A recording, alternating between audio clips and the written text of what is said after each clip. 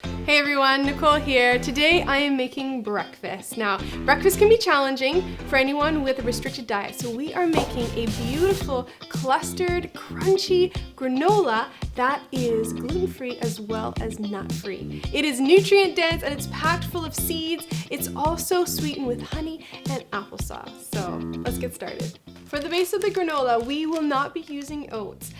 Gluten-free oats can be very expensive and you need quite a quantity to make a large batch of granola. So instead, we will be using the humble rice cake. And I lived off of these when I first started the gluten-free diet and before I really got better in the kitchen. So we're gonna be reclaiming these and I'm gonna be crunching them up. So I've got a whole package. This is 140 grams of rice cakes, one whole package. It's dirt cheap. We just crunch it up and then we pour on our toppings and our sauce.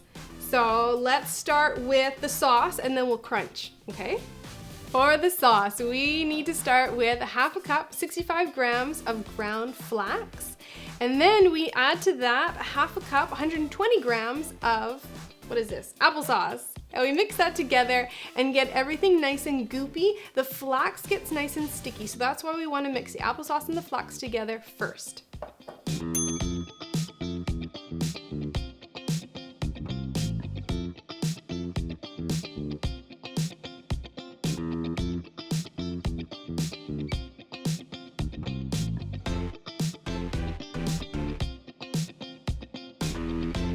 To the mix, the goopy mix here, I'll be adding my seeds and my coconut. A cup of each, which turns out to be 135 grams of sesame seeds, 135 grams of sunflower, as well as 135 grams of the pumpkin seeds, and 75 grams of the shredded coconut.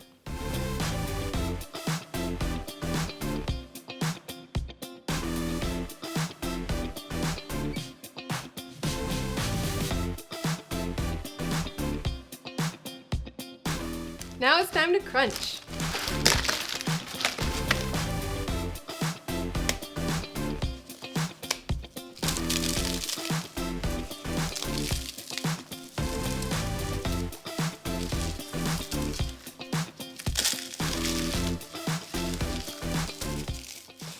This is the best recipe to make with kids because they will have such a blast crunching up all the rice cakes. So you want them little bits like this. Easy, crunch them all up. Next, we want to add our seed mixture. Adding the seeds to the sauce really helps to get those seeds stuck to your bits of puffed rice. So I'll be throwing this in and mixing it all really, really well.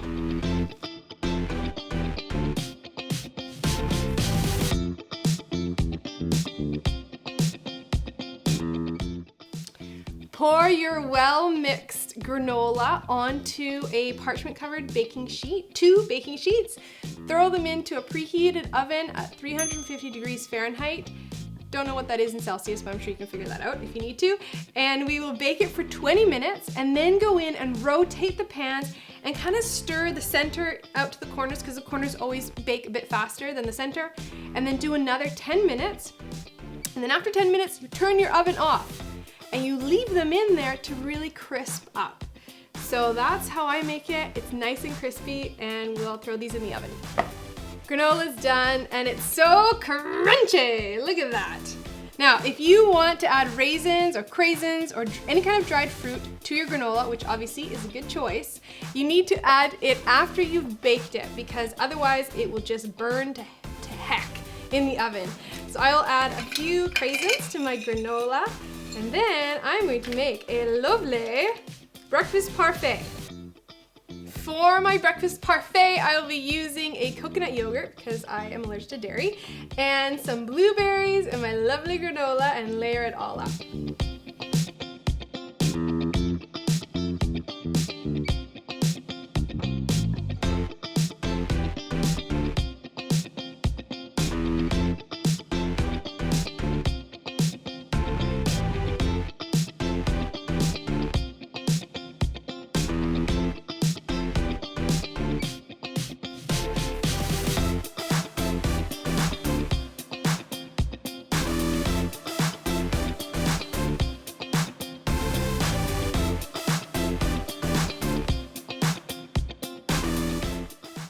give this a try, hey?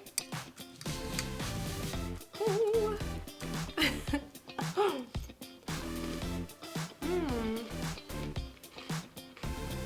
Can you hear me crunching?